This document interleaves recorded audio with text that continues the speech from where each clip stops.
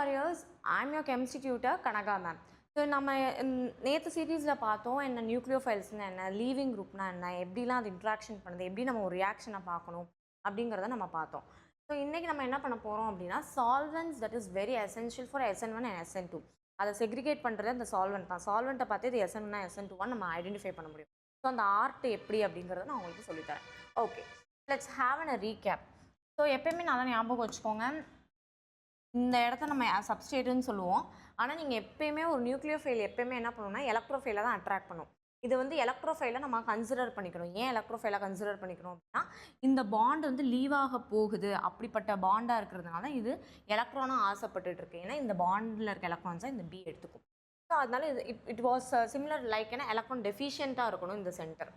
Okay, so அப்போ nucleophile போய் இந்த மாதிரி சென்டர் தான் அட்டாக் பண்ணணும். நம்ம இதை வந்து சப்ஸ்ட்ரேட் அப்படின்னு சொல்லுவோம். இவங்களே நம்ம சப்ஸ்ட்ரேட்னு தான் சொல்லுவோம். ஓகே, ஸோ அதுக்கப்புறமாட்ட இவங்க போய் இவங்க அட்டாக் பண்ணிட்டாங்கன்னா he will go and leave pair of electrons.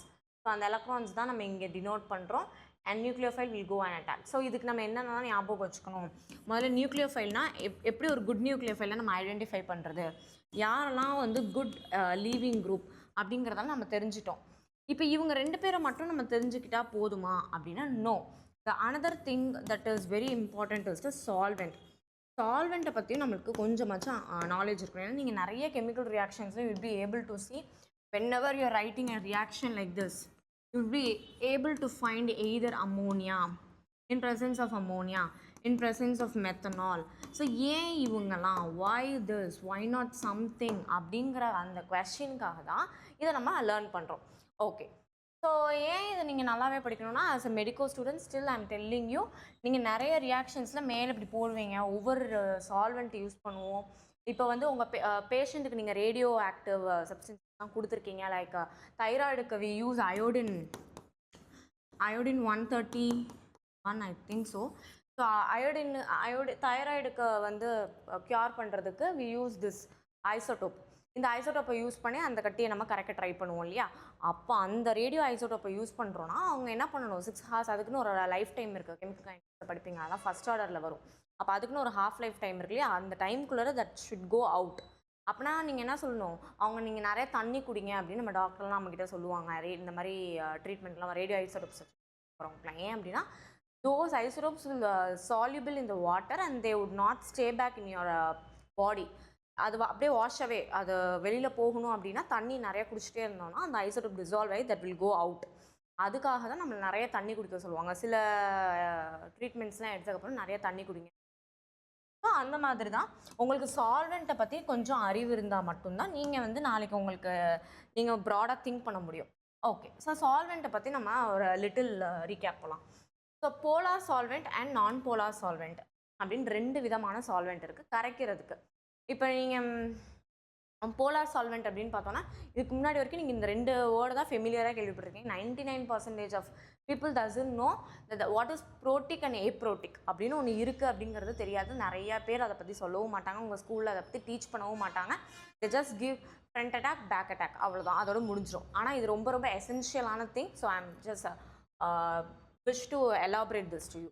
Okay, so polar non polar நம்மளுக்கே தெரியும். போலார் அப்படின்னா ஒரு சார்ஜ் ஸ்பீஷீஸ் இருக்குது அப்படின்னா நம்மளே டோ ப்ளஸ் டோ மைனஸ் அப்படின்னா அந்த இடத்துல நம்மளால் அவங்களுக்கு சார்ஜ் செப்பரேஷன் கொடுக்க முடிஞ்சுது அப்படின்னா he is consider to be polar. எப்போ அவங்க நான் போலாராக மாறுவாங்க அப்படின்னா when both are same. For example நம்ம சிசி பாண்ட் எடுத்துக்கோங்களேன், ரெண்டுமே சேம் தான். இங்கே நான் சார்ஜ் செப்பரேஷனே என்னால் கொடுக்க முடியாது, என்னால் எதுவுமே பண்ண முடியாது, போலரைசேஷனே நாட் பாசிபிள். இந்த மாதிரி போலரைசேஷனே ஆக முடியாத சப்ஸ்டன்சஸ் எல்லாமே நம்ம என்ன கேட்டகரியில் வைக்கிறோம் அப்படின்னா நான் போலார் அப்படிங்கிற கேட்டகரியில் வைக்கிறோம். ஸோ போலாராக இருக்குது அப்படின்னா சார்ஜ் செப்பரேஷன் எப்படி நீங்களால டோ ப்ளஸ் டோ மைனஸ்னு you will able to give. Okay, so அதுதான் ஃபஸ்ட்டு போலார் நான் போலாருக்கு நீங்கள் கொடுக்கணும். எப்பயுமே உங்கள் ஃபேட் சப்ஸ்டன்ஸ், ஃபேட்டி ஆயில்ஸ் எல்லாமே நம்ம நான் போலார்னு சொல்லுவோம். ஆயிலும் வாட்டரும் எப்படி கான்ட்ராக்டரியோ அந்த மாதிரி நீங்கள் கெமிஸ்ட்ரியில் நிறைய லிக்விட்ஸ் மாதிரி இருக்கும். பென்சீன்லாம் நான் போலார்ஸ், பென்சீன் CCl4 அது எல்லாமே நான் போலார் சால்வெண்ட்ஸ். போலார் சால்வெண்ட்ஸ் அப்படின்னா வாட்டர், மெத்தனால், போலரைசேஷன் பாசிபிளாக இருக்கிறதெல்லாம் போலார். அதுலேயே ஹைட்ரஜனோடு இருக்கிறது, for example I'm having examples, just I'm telling you. Proton அப்படின்னு வந்தாலே ஹெச் அவங்க டினைன் பண்ணுறாங்க. ஏ அப்படின்னா ஏப்ரோட்டிக்னா அது இல்லை அப்படின்னு அர்த்தம். அப்போ அங்கே ஹெச்னால அங்கே ஒரு மாஸ் டீவியேஷன் கிடையாது. ஹெச் இருக்கும்போது தான் ரொம்ப மாஸ் டீவியேஷன் இருக்கும். டீவியேஷன் அந்தளவுக்கு இருக்காமல், but it is also polar, but not that much to the polar. நான் அது எப்படின்னு நான் சொல்கிறேன் இப்போ. Okay, before going to this, let's have a little methanol எடுத்துக்கலாம். இங்கே உங்களோட மெத்தனால் இருக்குது. இது என்னோட ஒரு எலக்ட்ரோநெகட்டிவ் ஆட்டம் இல்லையா? So electronegative atom will pull the electron towards itself. அப்போ நீங்கள் எலக்ட்ரானை பேஸ் பண்ணி படிச்சிங்க அப்படின்னா இந்த இடம் ஃபுல்லாக எலக்ட்ரானாக இருக்கும், இந்த இடத்துல தான் உங்கள் ஹைட்ரஜன் இருக்கும். அப்போ நல்லாவே தெரியும் உங்களுக்கு ஒரு போலரைசேஷன் ஆகிருக்கு. இவ்வளோ பெரிய ஒரு எலக்ட்ரான் க்ளவுட் இருக்குது, இங்கே சின்னதாக இருக்குது. ஏன்னா இதுக்கிட்ட இருக்க எலக்ட்ரான்ஸ் எல்லாத்தையுமே யார் இந்த ஆக்சிஜன் பிடிச்சி இழுத்து வச்சுருக்கிறாங்க. ஸோ இங்கே எலக்ட்ரானே இல்லாமல் it was a very deficient species. அதனால் இப்படி ஒரு பெரிய க்ளவுடுக்கு முன்னாடி ஒரு சின்னதாக ஒரு ஆப்ஜெக்ட் நிற்கிற மாதிரி சும்மா அப்போ ஈஸியாக இந்த இடம் போலரைஸ் ஆகிரும் இல்லையா? அப்போ இந்த மாதிரி இந்த இடத்துல இந்த இடம் நல்லா எலக்ட்ரான் க்ளவுடாக இருக்கிறதுனால என்ன ஆகும் அப்படின்னா, உங்களுக்கு நெகட்டிவ்லி சார்ஜ் ஸ்பீஷிஸ் உங்கள் நியூக்ளியர் ஃபைல்ஸ் இருக்கு இல்லையா? உங்கள் நியூக்ளியர் ஃபைல்ஸை என்ன பண்ணும் அப்படின்னா, இந்த நெகட்டிவ்லி சார்ஜ் ஸ்பீஷிஸ் எலக்ட்ரான் இந்த எலக்ட்ரான் க்ளவுடு அது பாட்டுக்கு அப்படியே இருக்கும். அது என்ன பண்ணும் அப்படின்னா, உங்கள் நியூக்ளியர் ஃபைல்ஸை போய் அப்படியே ஸ்டெபிலைஸ் பண்ணி வச்சுருக்கும். கொஞ்ச நேரம் அட்டாக் பண்ணாமல் அதை எப்படிலாம் இது பண்ண முடியுமோ அந்த மாதிரி இதை வந்து அப்படியே இதை போய் ஸ்டெபிலைஸ் பண்ணி வச்சுருக்கோம். நீ போய் அட்டாக் பண்ணாத, கொஞ்சம் நேரம் வெயிட் பண்ணு அப்படின்னு. This will protect the nucleophiles from attacking. அந்த ஆனியான்ஸை நல்லா ஸ்டேபிளைஸ் பண்ணிகிட்ருக்கோம் அந்த ஹெச். ஓகே, ஸோ மேம் அப்போ நீங்கள் வந்து சொல்கிறீங்க போலார் ஏப்ரோட்டிக். அப்போ அவங்க என்ன பண்ணுவாங்க அப்படிங்கிறீங்கன்னா, I am taking DMSO. This is DMSO. Okay, dimethyl sulfoxide, DMSO. ஓகேவா? ஸோ இந்த டிஎம்எஸ்ஓவில் பாருங்களேன், சல்ஃபர் இருக்குது, ஆக்சிஜன் இருக்குது. Oxygen since it is also electronegative. Sulphur நீங்கள் யாருக்கு வந்து டோ நெகட்டிவ் கொடுப்பீங்க, யாருக்கு டோ பாசிட்டிவ் கொடுப்பீங்க? நல்லா திங்க் பண்ணி பாருங்கள்.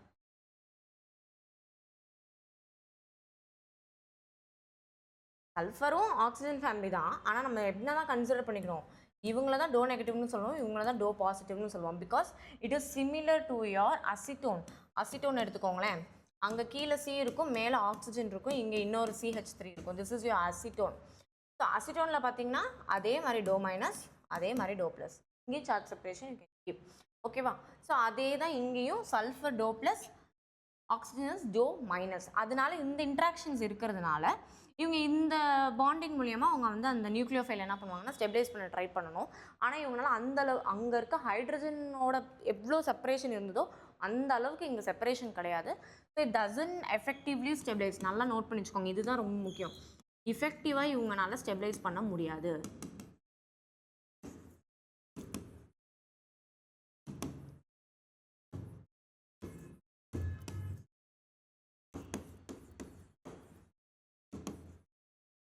Okay, effective stabilization is not possible.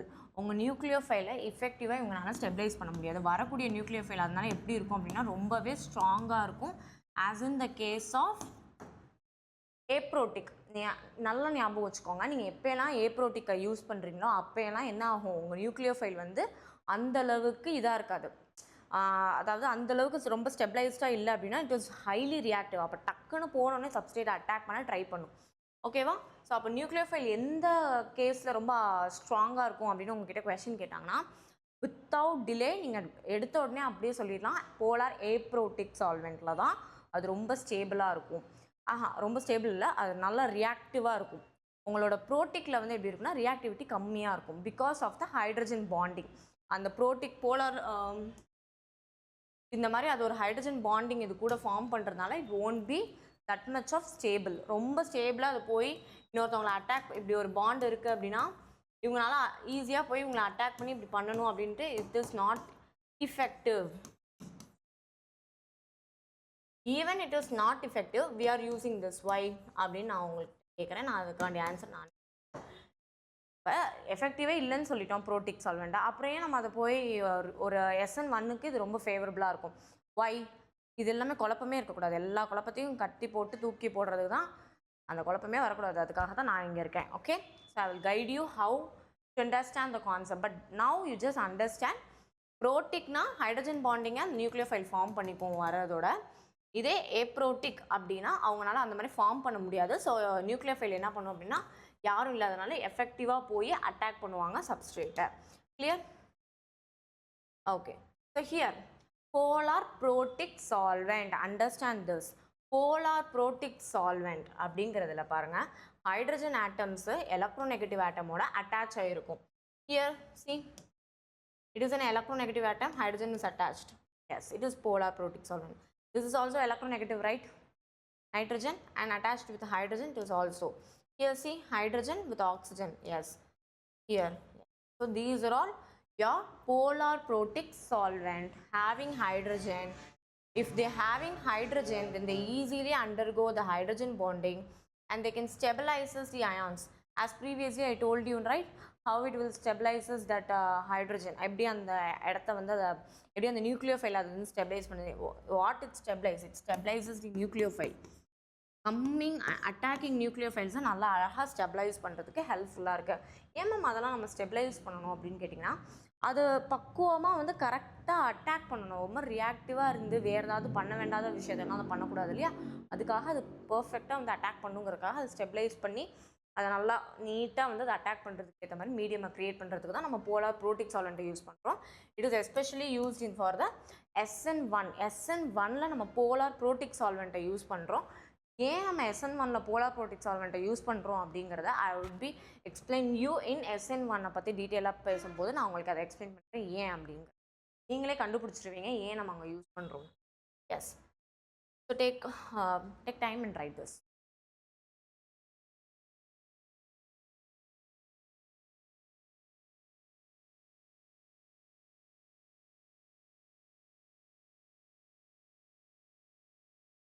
Yes, so this is all about polar protic solvent. Let's see the polar aprotic solvent. Polar aprotic solvent is nothing but polar aprotic solvent, it is அப்படியே அதுக்கு opposite தான். இங்கேயும் போல் opposite poles தான் அவங்களால separate பண்ண முடியும். That is the ideology, அது இருக்குது. ஆனால் அவங்க சொல்கிற மாதிரி ஏப்ரோட்டிக் அப்படின்னா அங்கே ஹைட்ரஜன் அசிட்டிக் ஹைட்ரஜனே கிடையாது. அப்படின்னா என்னது, அங்கே ஒரு எலக்ட்ரோநெகட்டிவ் ஆட்டமே இல்லை அப்படின்னு அர்த்தம். அந்த அளவுக்கு எலக்ட்ரோநெகட்டிவ் ஆட்டம் கிடையாது அது கொடுக்குற அளவு. And there is no hydrogen bonding. we know that hydrogen bonding இல்லை அப்படின்னா அங்கே அசிடிக் ஹைட்ரஜனே இல்லைன்னா அங்கே எப்படி ஹைட்ரஜன் பாண்டிங் இருக்கணும்? It is both are interlinked.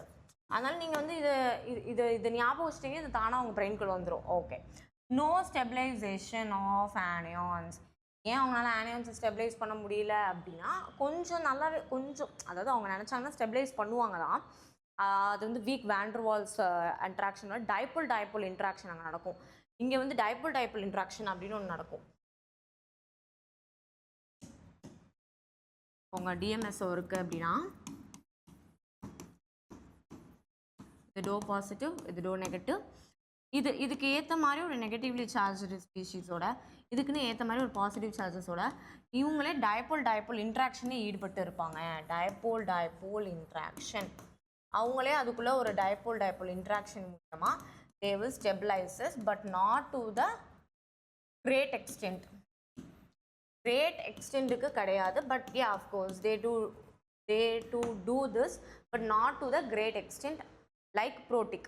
okay, so அதை நீங்கள் ஞாபகம் வச்சுக்கோங்க. ஸோ நோ ஸ்டெபிலைசேஷன் ஆஃப் ஆனியான்ஸை நல்லா ஸ்டெபிலைஸ் பண்ணாதனால நியூக்ளியோஃபைல் எப்படி இருக்கும்? Highly reactive. So nucleophile highly reactive அப்படின்னா நீங்கள் ஆட்டோமேட்டிக்காக என்ன பண்ணிடலாம்?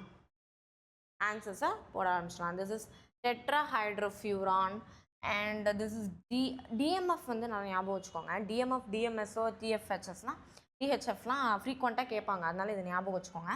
இது பாருங்கள், ஃபார்மமைட், டைமெத்தில் ஃபார்மமைட், டைமெத்தில் இந்த பாண்ட் இருக்கு இல்லையா, இதுதான் ஃபார்மமைடு. ஏன்னா நீங்கள் ஃபார்மால்டிஹைடு இருக்குன்னு வச்சுக்கோங்க, ஃபார்மால்டிஹைடை எடுத்து அந்த இடத்துல ஒரு அமைடு போடுறீங்கன்னா, okay, since you feel difficult with this wording, இதுதான் உங்களோட ஃபார்மால்டிஹைடு இல்லையா? இந்த ஃபார்மால்டிஹைடில் ஒரு அமைடு குரூப்பை சேர்த்தீங்க அப்படின்னா திஸ் இஸ் ஃபார்மமைடு. இந்த ஃபார்மமைடில் 2 ஹைட்ரஜனுக்கு பதிலாக if you place 2 type of methyl group then that is formamide, dimethyl formamide. and 2 hydrogenக்கு பதிலா if you replace this with 2 methyl this become formamide. Dimethyl formamide. So இவங்க தான் பேரண்ட். பேரண்ட்லேருந்து அப்படியே டிரைவ் ஆகி you can get this dimethyl formamide. So இவங்களுமே charge separation அவங்கள மாதிரி தான் டோ ப்ளஸ் டோ மைனஸ் இருப்பாங்க. இவங்களும் இதே மாதிரி போலார் ஏப்ரோட்டிக் சால்வெண்ட்டில் ஈடுபடுவாங்க. Okay, so here you having. இவங்களும் ஸ்டெபிலைஸ் பண்ண மாட்டாங்க. No stabilisation means not an effective stabilisation as you expect that from polar. Polar எப்படி இருந்ததோ அந்த அளவுக்கு இருக்காது அப்படிங்கிறத நம்ம சொல்கிறோம். ஓகே, ஸோ இந்த சால்வெண்ட்ஸ் வந்து நீங்கள் நல்லா அண்டர்ஸ்டாண்ட் பண்ணி வச்சுக்கோங்க. ஏன்னா நான் வந்து நடத்துகிறப்போ உங்களுக்கு இந்த சால்வெண்ட்டு அதனால இந்த ப்ராடக்ட் கிடைக்குது அப்படிங்கிறத நான் டக்குன்னு சொல்லுவேன். ஸோ உங்களுக்கு அதை பற்றி கன்ஃபியூஷன் இருக்கக்கூடாது. Since no one was clearing you the concept of this. யாரும் இந்தளவுக்கு கிளியராக எக்ஸ்பிளைன் பண்ணாததுனால நான் உங்களுக்காக பிரத்யேகமாக அதை எடுத்து போட்டிருக்கேன். ஏன்னா இது எல்எஃப்டி அப்ரோச்சுக்கு ரொம்ப ஹெல்ப்ஃபுல்லாக இருக்கும். நீங்கள் ஆல்டிஹைட் கீட்டோன்ஸ் படித்தாலும் சரி, கார்பாக்சிலிக் ஆசிட்ஸ் படித்தாலும் சரி, எவ்வளோ பெரிய பெரிய டாபிக்ஸ் எடுத்து படித்தாலும் சரி, அது எல்லாத்துக்குமே பேஸ் இதுதான். இந்த டாப்பிக்கில் நீங்கள் கிளியராக இருக்கணும். சால்வெண்ட்டை பற்றி உங்களுக்கு நல்லா அண்டர்ஸ்டாண்ட் பண்ணாமல் தான் அதெல்லாம் ஈஸியாக அண்டர்ஸ்டாண்ட் பண்ணணும். அதனால இதெல்லாம் கொஞ்சம் நல்லா டைம் எடுத்து நீட்டாக எடுத்து படித்து வச்சுக்கோங்க. அப்படின்னா SN1 SN2 எப்படி கொஸ்டின்ஸ் கேட்டாலும் யூ கேன் ஷார்ட் ஆன்சர் பண்ணி முடியும். Yes, with this final note I'm just concluding. Thank you.